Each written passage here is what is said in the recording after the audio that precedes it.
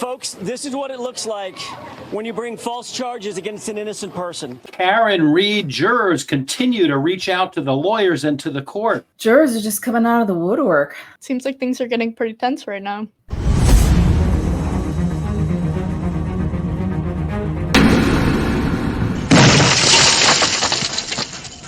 In this episode, trial one of the Karen Reed case is been over for several weeks now, but the developments keep piling up and piling up. And it's just something we're going to address in this episode. Joining me, Yoli Medina, Southern California attorney. Hi, Yoli. Hi. Thanks for having me. And intern Red. How you doing today, Red? I'm good. So we all kind of thought that the trial was over, even though mistrial was declared. And then all of a sudden, a couple of jurors, another juror, and another juror came forward in this episode. We are going to take a look at what a couple of the jurors have said. Yoli, were you surprised when you heard that the jurors really want to hide and not let anyone know who they are? Well, yes and no. It's very strange that they feel that way. Some jurors, they want to hide. Maybe they really did feel intimidated by the whole process. And, it just seems like there's so much behind this Karen Reed prosecution that they feel that if they were to come to a not guilty verdict, or if it is revealed that they did come, and it's established that they didn't come to a not guilty verdict, that they're going to be in danger. And that's a scary thing to think about. It is scary. Let's take a look at what some of the jurors have said. This is the affidavit of Juror Jane Doe, who wrote directly to the court. And she said, now comes Juror Doe, a pseudonym, who on oath deposes and says as follows: I am of legal age and have personal knowledge of the facts set forth herein. I was a member of the jury that was seated in the recently concluded trial in the above captioned case. I just retained counsel to represent me. Imagine that you're called to do jury duty. You sit there for a couple of months and then you think it's all over. Now you have to retain a lawyer? Really? Why? Yeah, why? So paragraph 4, I have read the impoundment order entered by the Superior Court Associate Justice Beverly Cannone, which found that, quote, good cause exists to impound the list identifying the names of impaneled jurors in the trial of the case. As I read the court's order, it is scheduled to expire on July 18th unless it is extended by the court. I submit this affidavit in support of my request to extend the impoundment order. I am asking that the impoundment order be extended indefinitely because I am in fear of my personal safety and the personal safety of my family if the names of the jury are made public. I have read the impoundment order and noted on the very first page that individuals associated with this case have been charged criminally with intimidation. I am frightened for my personal safety as a result of learning that someone associated with this case has been criminally charged with intimidation. I also recall testimony from at least one witness who described being harassed by individuals in her family, being harassed because of their involvement in this case. I do not know of any of the specifics of any such harassment, but I fear that my family and I will not only be harassed if the names of the jurors are made public, but that our personal safety will be seriously compromised. This is what really struck me, Yoli. During jury deliberations, we could hear protesters outside screaming and yelling. During our jury service, the members of the jury would meet at what was supposed to be a secret location to be transported to and from the courthouse by bus. After being discharged from jury service on July 1st, we were taken by bus back to what was supposed to have been a secret location where we observed what appeared to be members of the media, including photographers. I was so much in fear on my way home that I pulled over to the side of the road to see if I was being followed. Thankfully, I was not being followed, but that was and remains my mindset. if juror names are made public, we will be constantly threatened and harassed, and there will likely be a physical confrontation at some point. So that's crazy, don't I you mean, think? I see where they're coming from. Yeah. There's a lot of attention on this case, and people are split like so far into groups over stuff that has nothing to do with them that, like, you know, if they're willing to get that passionate over it to the point where they're standing outside of a courtroom where they know that these police officers have a lot of power that they're abusing, what are they going to do to the people that have the power over this case? Right. Yeah, jurors are supposed to be given a wide berth of privacy and secrecy, and if they want to come forward and talk to the media, that's fine. That's of their own making, but they're not supposed to be followed like this. And it's hindering any kind of justice Karen Reed could have, because jurors are not supposed to be afraid of giving their verdict because that's their job. And it seems that these jurors are completely afraid, and hearing screaming and protesters out there when the police are out there doesn't make them feel safe. Here's something that goes even deeper. There are clearly people who have very strong opinions about the case and about the jurors who deliberated over many days. I have seen articles, comments to articles, and postings about the verdict saying some very nasty and dangerous things. Some individuals have expressed outrage and anger that the jury did not acquit the defendant. Some individuals have expressed outrage and anger that the jury did not find the defendant guilty. And, that's not right. I mean, doing jury duty is an imposition enough. Right. We in the system depend upon a fair jury. We in the system depend upon jurors feeling safe that they can go to the courthouse and be protected. And that a jury in this case feels unprotected to the point where they actually have to write an affidavit of this nature to a judge. I know I've asked you this question before, Yoli, but have you ever seen anything at all even resembling this? No.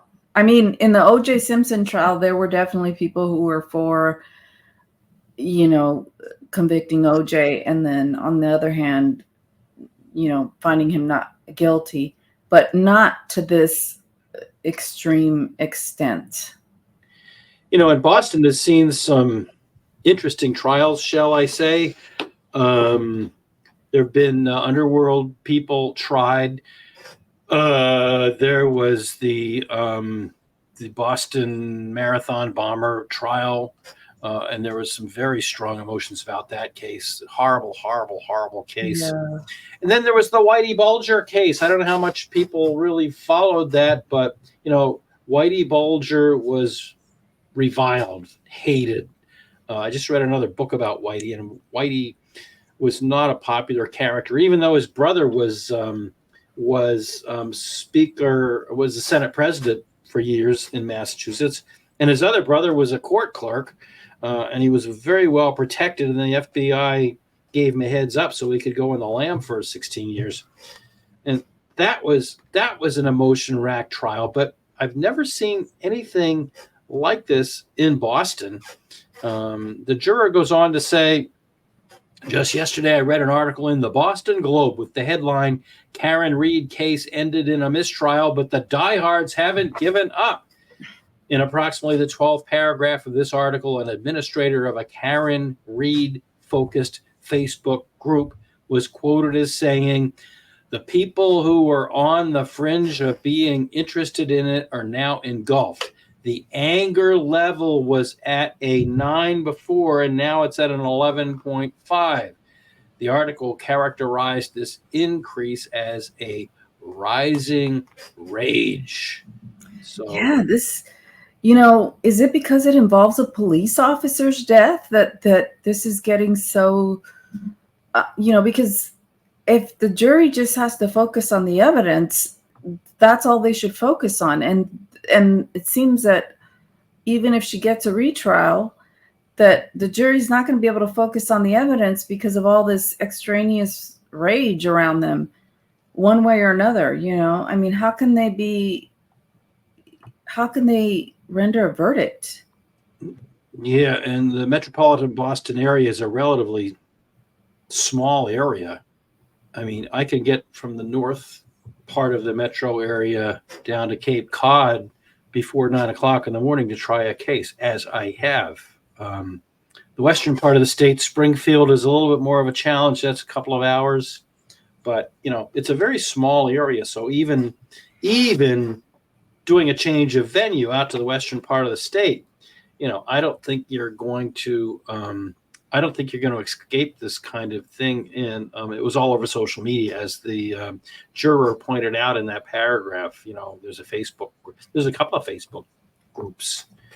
And I'll admit guilt of having joined a couple of them just to keep an eye on it, just to know what's going on. I mean, I followed the trial. Before the trial, I followed a lot of the publicity. We did episodes on this a year ago when my old friend and college roommate, Doug Cope, was still with us. And, we spent a lot of time even then. So there's been a lot of publicity, and there's been a lot of opinions on this case. But to answer your question, Yoli, it's hard to really break it down as to how it got to this point. And that the jurors want their privacy. I understand that. I mean, we all want to go home at the end of the day. And I've often thought, when I see people, protesting at the Supreme Court, I don't know how you feel about that, Yoli, but I may or may not agree with decisions out of the Supreme Court, but I don't think it's right to go to their houses at the end of the day. I mean, they have jobs.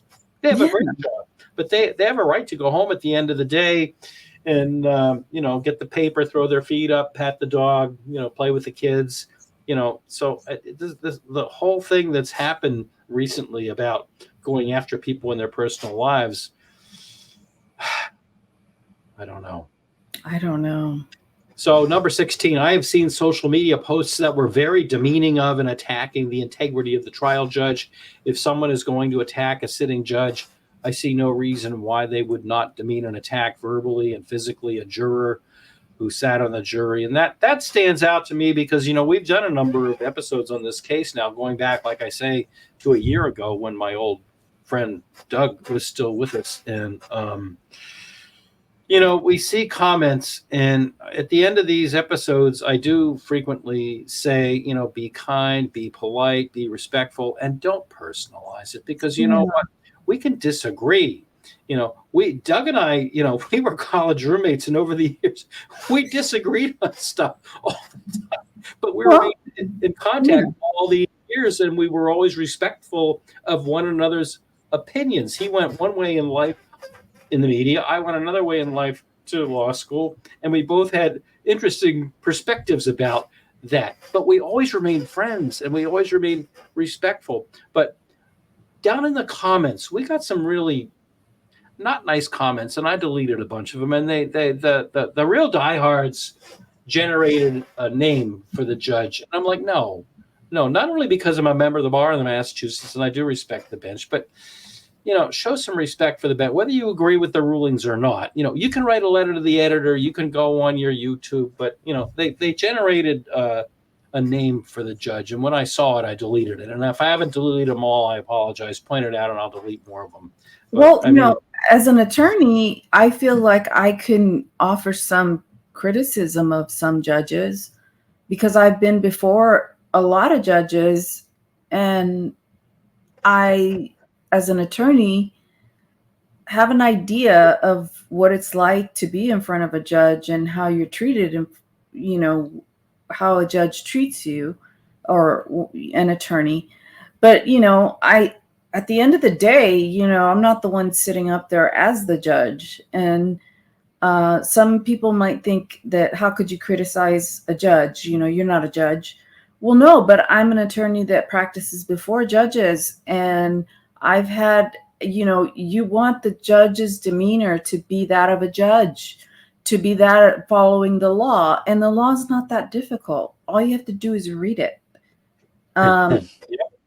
it's like following directions, it's like, just, I've had attorneys and judges who just will not focus on what the case says. It's in plain English. It's this, I don't know what it is, but just look at the law. It's not that difficult. You read instructions to make something or put something together. Like the other day, I put something together. It's just reading the law. And when the judge doesn't, and I'm not saying this happened in the Karen Reed case, but when the judge doesn't look at the law before making decisions, or at least consult with what the law says about this situation, it kind of gets me impatient, because it's almost like, can we just follow the law and take all this emotion and craziness out of it? You know what I mean? It's just, I do know what you mean. Did you ever serve as like a moot court judge or anything like that? I've been asked to do that. I mean, way back in law school, I was on the moot court board, which meant, we administered these things. But I've also been asked to sit on moot court, where you sit up in a panel, and it's always, I've never done that, but I've had judges call me after the case is over. I've had a couple, like two or three, that called me after the case was over, and were actually very complimentary of me. That's great. That's great. And these judges, were, they were on the brink of retirement. I don't know if that's why they reached out to me, but normally that doesn't happen. And nope, I had the same experience. My point, what I was going to say is, from being asked to be a moot court judge, it's a little bit intimidating. I mean, think about it. If everybody's playing their role correctly, the attorneys are very well prepared. I mean, Yoli, you know what it's like. You spend it's kind of like Red having to do her homework. You have to do it, right? And you got to spend a lot of time doing your homework. You spend a lot of time. You'd rather be, outside doing 1,000 other things. But you prepare for a trial, and often you stay up late at night tearing your hair out. I mean, I remember the first jury trial I ever had. I was up all night, literally pacing back and forth in my bedroom, reciting my opening argument. And so it's intimidating being a moot court judge. You have these prepared parties that come in front of you, and they're very strident in their arguments. Everybody wants to win. I don't know of an attorney ever who's going into court who wanted to lose. And if they did, they shouldn't have been an attorney, because that's not your role. But so it's tough being a judge, because you have people at your throat. And especially in a case like this, where there were 3 very accomplished, experienced lawyers representing Karen Reed. And you had, a couple of attorneys on the Commonwealth side that, they were doing their job. I'll give them that. And so at any turn, they can stop and raise objections. And now you've got to rule on those objections. And it's not that easy. And with respect, I'm going to disagree with you on one little point, Yoli, and that is evidentiary law isn't necessarily cut and dried. I mean, there's hearsay, there's exceptions, there's non-hearsay. So to have, 5 attorneys in the room, all of whom want you to do it their way, sometimes these sometimes it's clear. If it's an out-of-court statement made to prove the truth of the matter and there's no exception, that's hearsay. But sometimes these evidentiary objections aren't that simple. And so no, and I want to clarify what I said. When making decisions on law in motion and things like that, it almost seems like it should be, you look at the law, and I remember they had some law cited in the motion by the defense that talked about hearsay being acceptable in a post-trial motion for a motion to dismiss. And so, you look at the law, but yes, evidentiary, I think a judge has to be well-versed in evidence because those things have to be made on the fly. And you have to make a decision. And for those judges who are afraid to make it, I mean, it is intimidating, but you have to know it. And if you have to know it like the back of your hand, I would think, if you're a judge. I mean, that's one of the main, main things a judge has to do in a trial, you know? So that's my point, is that it ain't an easy job, and not everybody's going to like you. And at the end of the trial, half the world's going to hate you, because you know what? I mean, you've ruled against them, or you've made rulings. And so let us get back to the motion and take a look at what one of my favorite commentators in the greater Boston area calls the Boston broadsheet. And what that is the actual this goes on and Oh my on goodness. and on. But at the bottom here is the Boston broadsheet newspaper article that had been commented about. Karen Reed case ended in a mistrial, but the diehards haven't given up. The judge in the Karen Reed trial declared a mistrial. It triggered a cliffhanger, and in some, an even deeper obsession. So it goes on and on and on, and it explains what's going on. They have gathered in Canton. That's how you pronounce it, by the way, Canton. Protesting in front of the offices of Norfolk District Attorney Michael Morrissey, one of their many nemesis. Morrissey gotta go, reads one sign. Justice is coming, promises another. The weather app shows 88 degrees, but the air is thick and it feels hotter. The group is huddled. This is the kind of rhetorical writing that these old broadsheet newspapers love to use, and it's probably one of the reasons they're going out of business, because they're just the facts, okay? Just the facts. Leave the flowery writing to the book you're going to write when you retire. But at any event, an administrator of an enormous Karen Reed-focused Facebook group says he is spending 3 or 4 hours a day on his responsibilities, approving new posts, writing his own, welcoming new members who are coming in droves as Reed's fame continues to grow. And my response to that is a responsibility. People might say, that's not. But you know what? There are people out there in the media world, and my undergraduate degree is in media, so I follow this stuff. There are people out there in the media world that are saying in 15, 20 years, the old broadsheet newspapers, the ABC, NBC, CBSs of the world, they're not going to be there anymore. It's all going to be social media, whether it's YouTube or X or what are the other ones, Red? What are the other social media that people follow these days? I don't know, TikTok? TikTok, that's the one I forgot. And who knows, there'll probably be new ones, right? There'll probably be new ones that come about. And so that's what the media people are saying. So to disparage out and out, with a sleight of hand, all social media ignores the fact that the newspapers, especially the broadsheets, are going out of business. Their readership is down. The advertising is down. The papers are down to this. And so the people that do the groups and the social media, they have a bigger, they're like the newspaper editors of old. And if the person we just talked about who's in charge of that group wants to come in and talk to us, I'd love to hear from them. But we're only on document 1. We have a bunch of other documents. It's like hard to keep up with what's going on. And the trial's over. Well, I know. Not necessarily, actually. So now, in response to that, here's the order of the court. The judge says that the case has garnered significant and divisive attention. The affidavit that we just read submitted a detailed affidavit, which I find to be credible. Juror Doe has established that publication of the list identifying the names of the impaneled jurors will present a real and present risk of personal harm to jurors and to the integrity of their service. Through the affidavit, Jane Doe has established that there is a continuing risk of immediate and irreparable injury. And so the judge finds that affidavit that we just looked at establishes good cause to extend the impoundment order. And so it's so ordered. So we don't know if this juror who submitted this affidavit is one of the jurors that contacted the defense, right? We do not.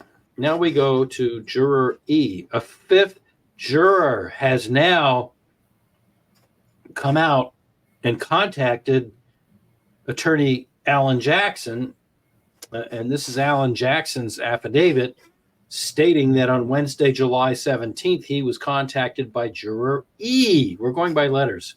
True name and identity withheld to maintain anonymity. Based on my conversation with Juror E and that juror's physical description of himself, herself, where that juror was seated, and that juror's name and occupation, which was also disclosed during the voir dire, I was able to positively identify Juror E as a seated deliberating juror in the trial of this matter. Juror E stated that she decided to contact me to provide information about the results of the jury's decision-making following deliberations. Juror E explained that the jury was, quote, unanimous on 1 and 3, that Karen Reed was not guilty of those charges. Juror E indicated that she was happy to provide such information, but wished to remain publicly anonymous. Now, is it possible that this jury was just afraid to render any kind of verdict? And this is why they couldn't come to an agreement? It's interesting that you say that, because it was troubling in the document that we read before that the jurors were deliberating.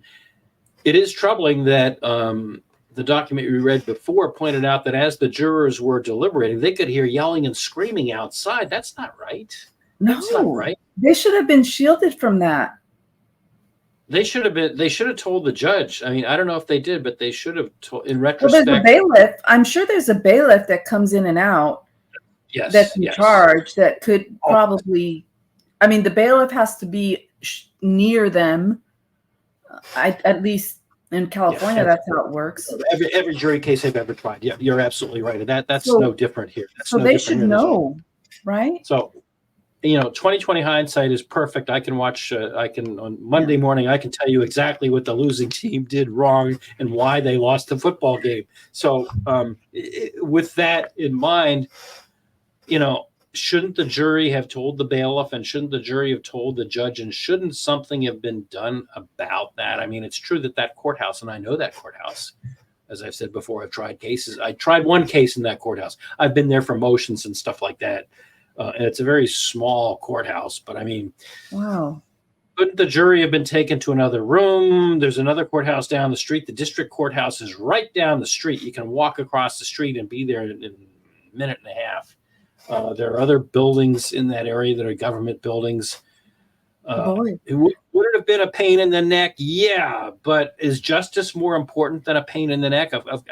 Apparently, from what we hear from the juror in the previous document, they were meeting somewhere externally and a lot, and then being bussed into the courthouse. And then once they were in the courthouse, that's when they deliberated. Well, if a bus is taking them somewhere, why couldn't a bus take them somewhere else? Yes, of course it would have been an inconvenience. And yes, through my lens of Monday morning quarterbacking. But I mean, that's just wrong for a jury to be deliberating and hear people outside the window yelling and screaming. If that's true, that's just wrong. I mean, and now they're coming out and they're basically saying, hello, we found her not guilty on 2 of the charges. And they didn't say that, or they didn't express that. I mean, at least the first juror who came forward and said it, the one who contacted Alan Jackson, the one who directly contacted Alan Jackson, at least that person knew that they had come to an agreement and reached out. So I think there's enough now with all these jurors coming forward that it should be inquired upon. But I don't know. I don't know what the judge is going to do, and the judge has to follow the law with regard to a situation like this. And I don't know that there's ever been a situation quite like this. So I don't know if there's law quite on it. So we have 4 documents here. God bless you, Red. God bless you. Thank you. So let's go to the final document that we have here. Is we read Alan Jackson's affidavit. But here's the actual motion that the Karen Reed attorneys have filed. This is defendant Karen Reed's second supplemental memorandum in support of her motion to dismiss. Now comes the defendant Karen Reed by and through the undersigned counsel and hereby respectfully submits the second supplemental memorandum in support of her motion to dismiss, filed on July 8th, 2024. As reflected in the attached affidavit of Alan Jackson, which we just read, a fifth deliberating juror, Juror E, has confirmed that the jury was unanimous on 1 and 3 that Karen Reed was not guilty of those charges. Based on the attached affidavit and all of the reasons set forth in its opening motion, first supplemental memorandum and reply, the defense respectfully renews its contention that the jury acquitted Ms. Reed on counts 1 and 3, or alternatively, there was no manifest necessity for a mistrial as to those counts, and therefore so that this is the same argument they've always made. How important was 1 and 3? Counts 1 and 3. Like, which ones were those? Well, yeah, we put those up on the screen before. The count 1 was the big one. Count 1 was the big one. That was the second-degree murder charge. Ooh, that was second-degree murder. Can't be messing up on that one. What? Can't be messing up on that one. No. And that's their point. I mean, that's the major charge. And now I'm not really good with math. And so 5 out of 12, that's just shy of 50% of the jurors. That's 5/12. So that's just shy of 50% of the jury. But it shows that the juror, well, at least this latest juror who filed the affidavit about, shielding her name or the jurors' names, I mean, there's like intimidation. It seems like, I don't know, there's just like a cloud of intimidation on this jury. That's what it feels like to me. Yeah. Or I feel like it's kind of starting to sound more like, at this point, that there might have been some miscommunication among the jury themselves. Like, they were saying different things than they actually thought. But do they have to come to those decisions verbally, or do they have to like write something down? Yeah, that's a good point, because it's almost like, is this an afterthought? Did they think this after they finished deliberating, or they were let go, that, well, we actually did come to an agreement, whether or not they actually discussed it in the jury room when they were deliberating. Did they discuss it? Did they all agree? Or is this something that afterwards they're thinking about it and thinking, well, you know what? We did agree, and it wasn't like communicated, and I don't know. That's why I think they needed to fill out the forms, or it needed to be inquired as to what they were deadlocked. But then the note said charges, so the note was ambiguous. I think the breaking news here is that the jury was distracted. They may well have been distracted by all of this noise outside of the courtroom. I've already said it in a previous episode that it was the 1st of July, a Monday. The 4th of July was Thursday. Your mind goes to that. If it's Christmas time holiday, you're thinking, oh my gosh, did I get Red her present? Did I make sure that I bought the turkey? For the 4th of July, you're thinking, am I ready for this holiday? Have I thought of everything that I need to do? Because maybe not so much anymore, but the stores used to close, and will I have everything?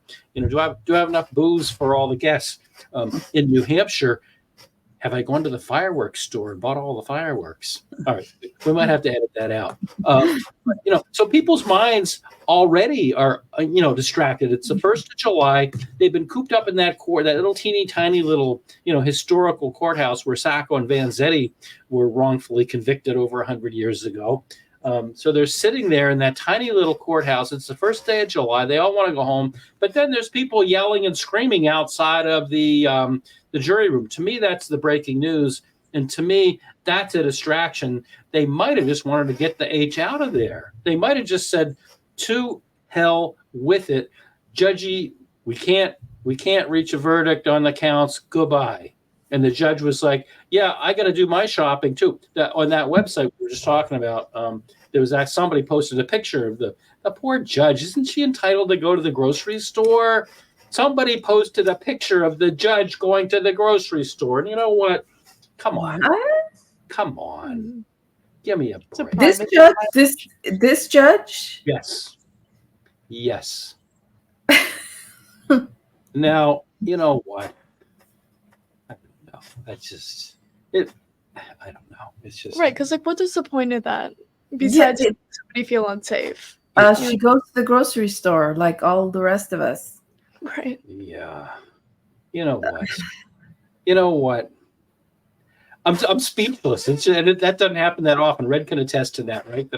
There's so many things that just happened on the fly, it seems like, or not on the fly, but just things that like you're hit with, like the attorneys, the judge, the jury, they're hit with this, and they have to they react, or they, it's almost like interference that you don't anticipate happens, and then you're like stunned as to what to do, and you try to do something and you can't. Like, I almost feel like this judge, like, you're right, like this jury was distracted. I mean, can you imagine hearing protesters out there while you're trying to make a decision, and then it's close to the 4th of July and you think people are going to be off? What's going to happen to me if we decide she's not guilty, or if we decide she's guilty? What's going to happen to us? From a historical point of view, and I'm not a historian, I wish I was. The older I get, the more I wish I had paid attention in history class. But something rings a bell in my mind about the Sacco and Vanzetti trial. And, I wonder if we should do a little footnote in a future episode about Sacco and Vanzetti, because they were tried in that very same courtroom, and they were anarchists, and there was a real push. There was a real push to convict them because they were no good, rotten anarchists, and let's hang them.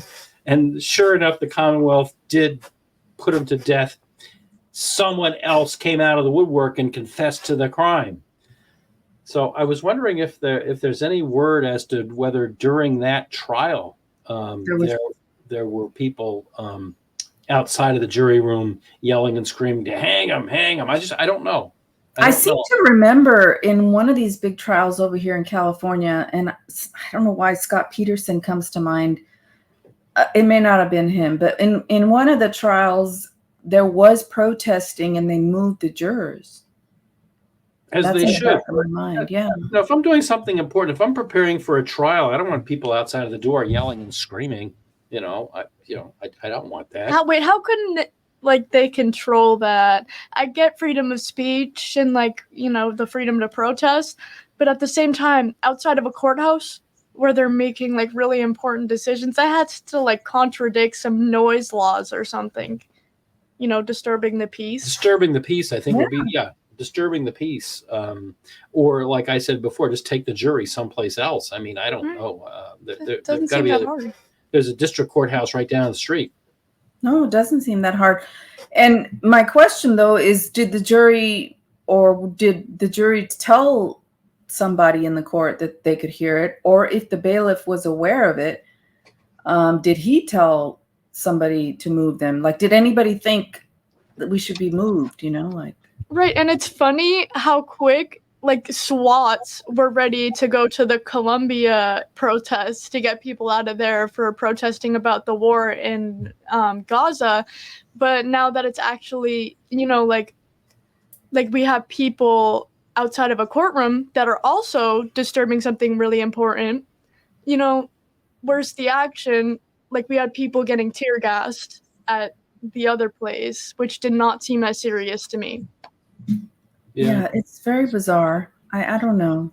Yeah, well, you raised some good questions, both of you, and I am going to predict. Now, my predictions are often wrong, but I am going to predict that some enterprising journalists somewhere will be answering these questions and looking into these questions and trying to figure out what went wrong. Because if indeed the Karen Reed case is going to be tried again, and it seems like that's the way it's going, although we don't know. I don't have a crystal ball. Maybe they will make some corrective actions. It seemed like that was an awful teeny tiny little courtroom. As I have said before, I've some familiarity with that courtroom.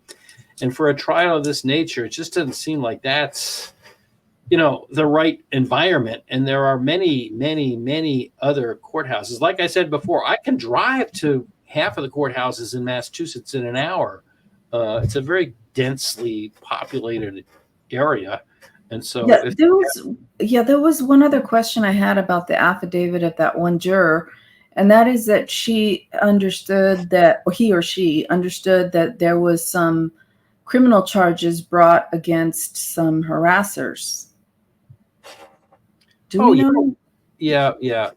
That goes into the, I don't know. Do we really want to go into that in this? Oh no, I just wondered if that had anything to do. Well, actually, we don't need to go into it. But no, here it is. What you're talking about, we'll get into it. We have a few minutes here before we have to go do our grocery shopping, and hope that following us. I wouldn't want to be followed in the grocery store, would you? I mean, when I grab that bottle of wine and look, there you go. I know, right? There's buyers buying booze. I also recall, don't follow me in the dog food and the cat food aisle where I'm loading up my cart and buying more food for the dog and the cat than for me. Just follow me into the booze aisle. Okay. So this juror E, recalls testimony from at least one witness who described being harassed by individuals and their family being harassed because of their involvement in this case. So it was a witness in the trial. Yeah. What happened is there was that blogger. There was that guy that has his blog, and he's on the local radio every day now talking about this case. And, he made himself known. He himself faces charges for witness intimidation. He himself faces charges for witness intimidation, and rightly or wrongly, some of the people who you saw on the stand during this case were targeted by Turtle Boy. And I really don't want to get too deeply into it. Yeah, he himself was accused of harassment, but some of the people that went on the witness stand had been harassed. And early in this case, I don't know if you remember that there was an issue as to whether he was going to be allowed into the courtroom to watch the proceedings. And the judge actually went up to a higher court. Then the ruling came down that they had to let him in. So Judge Cannone said, okay, you can come into the court, but for these witnesses, you can't be in the court. And then she read off a list of about a half a dozen witnesses whose testimony could not be in the courthouse for. So that's what the witness is talking about. My question was how she learned that, but it was in the case, because I haven't read this. I didn't read this before, but it was in the actual case that it was in the case. It's been all over the Boston media. It's been all over the Boston media is they're like a dog with a bone, and God bless them. I've actually known some people in and out of the Boston media, but they're like a dog with a bone. Once they grab a story, they will not let go of it. You can't take that bone out of their mouth. And there might be 1,000 other things that are happening that day, but they're going to ignore those because they're chasing down this one thing. And so, it's just a story comes to mind that one of the fellows that helped us with this podcast over a year ago was a Boston TV cameraman, Ron Bath, a friend of mine who helped us with our earlier episodes. He's gone on to bigger and better things. And he was a Boston photographer, a Boston TV photographer. And during the Aaron Hernandez trial, remember that one? Yeah. One of the Boston TV cameramen, I won't mention the TV station, but one of the Boston TV cameramen during the trial followed one of the jurors and took video of the juror. Well, he was called into the court, and the judge excoriated this juror. And you're not running that. You are not running that video. And sure enough, the TV station didn't run the video. And why would they do that? I mean, that doesn't. You have to ask them. It's bizarre. I mean, there's just so much pressure, and I'm not defending them. Trust me, I am not defending them. But there's just so much pressure on people, to get the scoop, get the lead, get something unique, get something different. If there's 20 different, news outlets following the same thing, sometimes they want to break away from the herd and get something unique. And sometimes there are people that don't have the experience that they need to have, and they'll do dumb stuff like that. And I think that particular cameraman, I can't believe that a producer or an editor or an assignment desk editor, because I've known some people like that, I can't imagine that one of those, administrative types, management types, would actually tell a TV photographer to do a thing like that. So I can only imagine and guess that he was off on his own thinking, I'm going to get something that they're going to really love. But he was called into the courtroom and scolded by the judge. And I've never been scolded to that extent by a judge in either of my professions when I was in the news business or, as an attorney. So I'm sure that person will remember that forever. So crazy, crazy, crazy days. And the thing is, this case isn't over. It's just too much outside pressure on everybody. And Yoli, you thought crazy things only happen in California. Actually, that's how we look at here on the East Coast. We think that California is crazy. Everything crazy happens out there. No? There's a lot of crazy stuff, but this is got to take the cake. It's got to take the prize. I'm just, and I wasn't even interested in this case before I talked to you. I was not following it, and I didn't realize just how messy it was. And I'm just curious if it has to do, if the reason for all of this is because it was a police officer who was, unalived. Well, yeah, I think that has a lot to do with it. And there was a lot of publicity. I know myself, I wasn't really following it that closely. I had it's in the news, and I would watch the minute-and-a-half news article and then go on to the other things. But my old friend Doug said, we got to do an episode on this.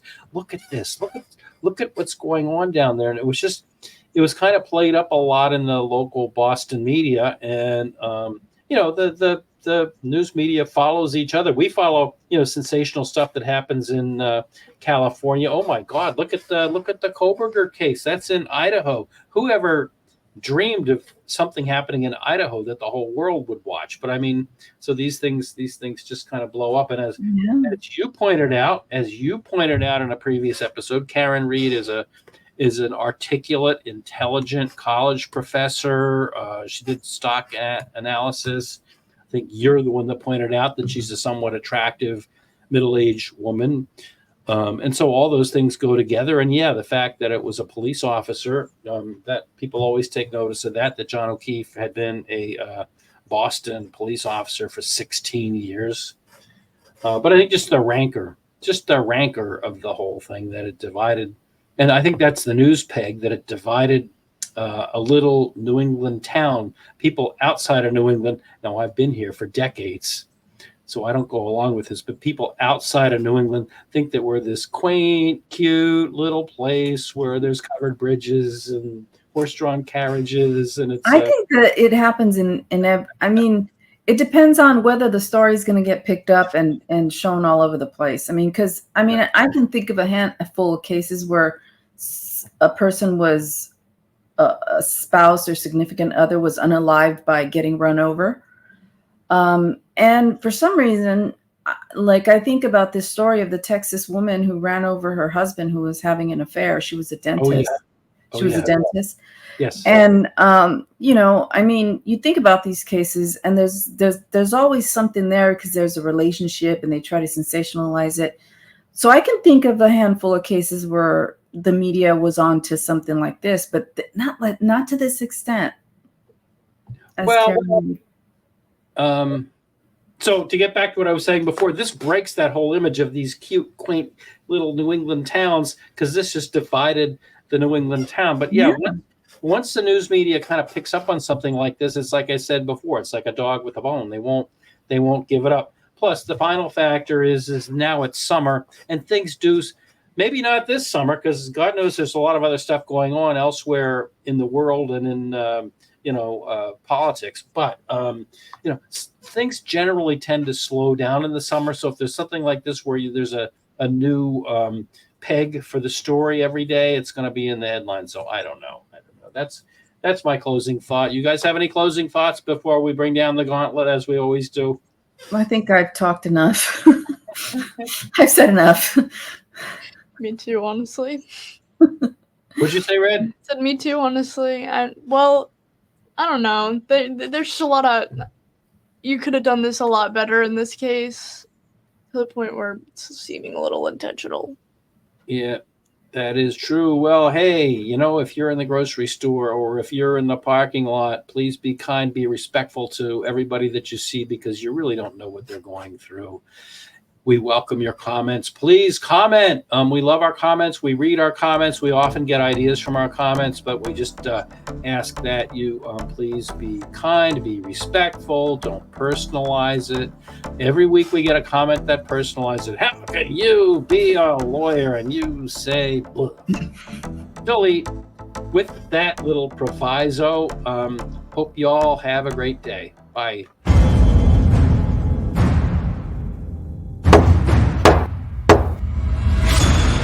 You have been watching About the Law, a production of the law offices of Andrew D. Myers in Methuen in the Merrimack Valley of Massachusetts and in Derry, just outside of Manchester, New Hampshire. Remember to click the like and subscribe buttons down below. And if you enjoyed this video, be sure to share it with your friends and others. If you'd like to talk to me about an injury case, a car accident, a slip and fall, a serious bodily injury case, or some other case, please feel free to contact me. I'd love to talk to you. You can contact us through my website at attorney-myers.com. We have a contact us block, or you can call on one of the telephone numbers we've given there, or you can email me at andrew@attorney-myers.com. The foregoing is offered for informational purposes only. It is not intended as and does not constitute legal advice. Laws vary widely from state to state. You should rely only on the advice given to you during a personal consultation by a local attorney thoroughly familiar with state laws and the area of practice in which your concern lies. This podcast must be and hereby is labeled advertisement in some jurisdictions.